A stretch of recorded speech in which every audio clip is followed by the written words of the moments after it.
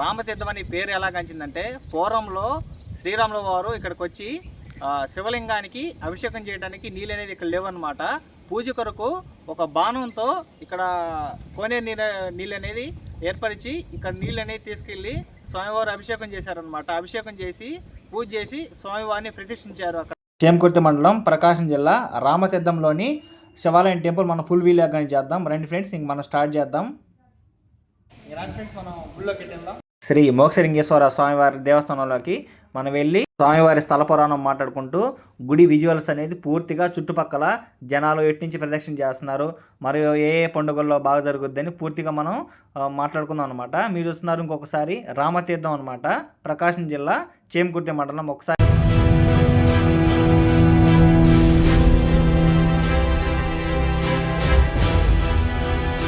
ఇంకా దేవాలయానికి ఎంట్రన్స్ అయిన తర్వాత చూడండి, చాలా బాగుంది దేవాలయం.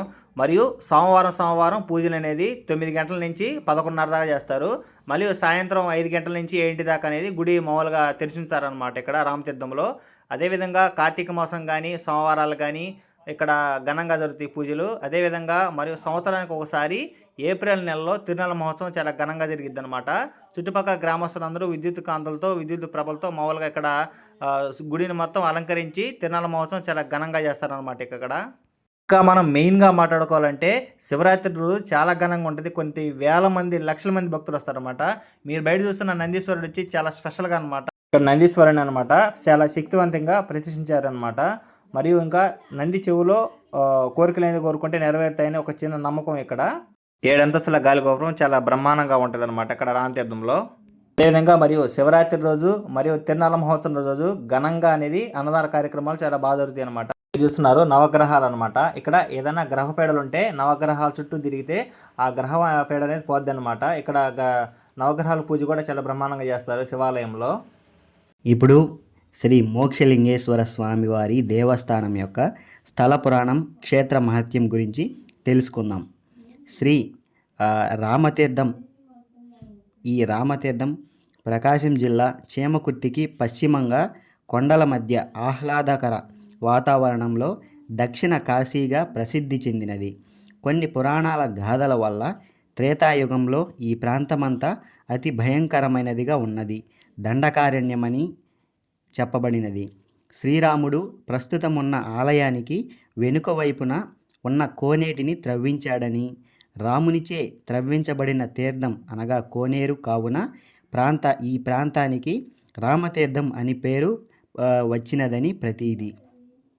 బ్రహ్మహత్య దోష పరిహారం శ్రీరాముడు స్వయంగా శివలింగాన్ని ప్రతిష్ఠించాడని, కావున ఈ శివుడికి శ్రీ మోక్ష రామలింగేశ్వరుడని పేరు వచ్చినదని కథనం. మరి యొక్క చరిత్ర ప్రకారం ఈ క్షేత్ర గాథలో పరమ శివభక్తుడు నిజలింగ చిక్కయ్య చరిత్ర కలదు. పరమ భక్తుడు ధనవంతుడు అయిన చిక్కయ్య దుర్వ్యసనాలకు బానిసై రాజుగారైన సర్వజ్ఞ భూపాలుని ఆజ్ఞను ధిక్కరించిన నేరానికి శివరాత్రి పరమదినం నాడు చిక్కయ్య శ్రీ మోక్ష రామలింగేశ్వరుని ఆలయంలో కన్నం వేసి దొంగతనమునకు ప్రవేశించాడు. బసవేశ్వరుడైన శైవమత స్థాపకుని కరుణతో చిక్కయ్యకు శివ పంచాక్షరిని బోధించి లింగధారణ చేయించాడని చెప్పడం జరిగినది.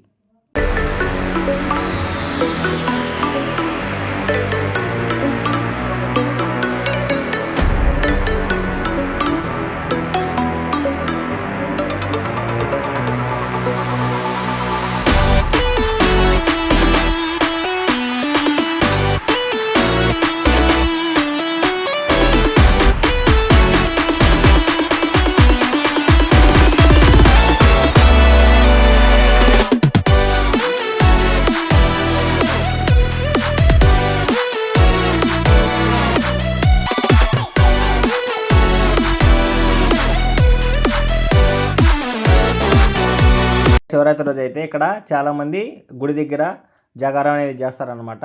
మరియు కార్తీక మాసంలో దీపాలు కూడా బాగా పెడతారు.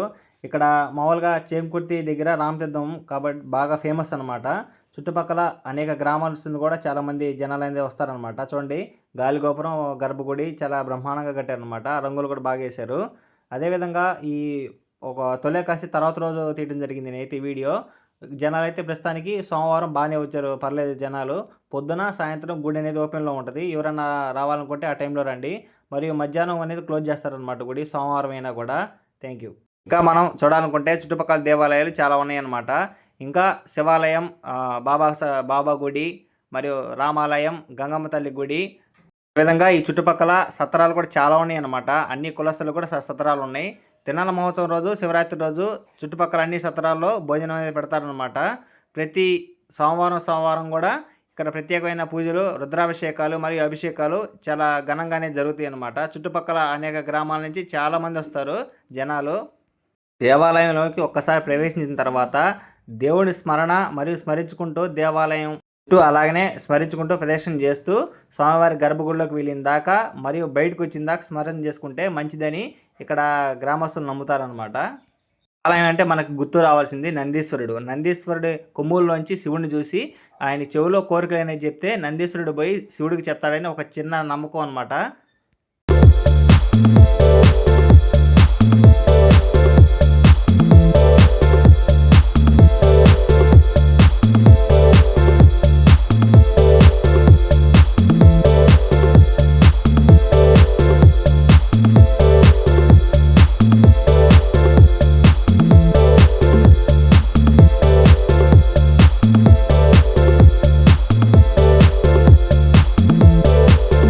మనం గుడి బయటకు వచ్చేసాం. ఇక్కడ చుట్టుపక్కల నేచర్ పరంగా చాలా బ్రహ్మాండంగా ఉంటుంది అనమాట.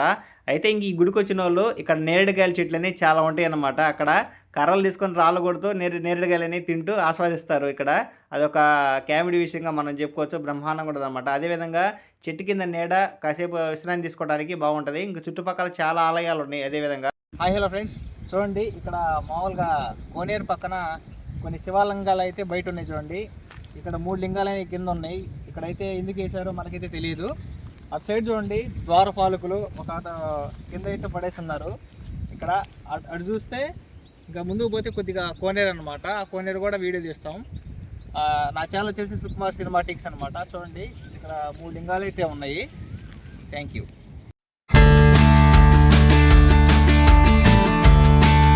ఇంకా నా ఛానల్లో టెంపుల్ లాగ్స్ మరియు నేచర్ లాగ్స్ అని వస్తూ ఉంటాయి ఫ్రెండ్స్. సబ్స్క్రైబ్ చేసుకోండి. Thank you for watching. Like, share, subscribe my channel. Comment కూడా చేయండి friends. Thank you for watching. మీకు తెలిసిన దేవాలయాలు కూడా కామెంట్ చేయండి. Thank you. ఫైనల్గా శివాలయం వెనుకున్న కోనేరు దగ్గరికి అయితే మనం వచ్చేసాం అనమాట. లోపల శివలింగాలు ఉన్నాయి. ఒక నంది అయితే మేము చూసాం అనమాట కోనేరులో. చాలా బ్రహ్మాండంగా ఉంటుంది కోనేరు. అసలు క్రిస్టల్ క్లియర్గా అడుగు భాగం కూడా చాలా బ్రహ్మాండంగా కనపడింది. దీంట్లో చిన్న చిన్న చేపలు కూడా ఉన్నాయి అనమాట. అలాగనే ఇక్కడ నీళ్లు తాగితే అంత శుద్ధిగా ఉంటే అయితే subscribe my channel Sukumar cinematics.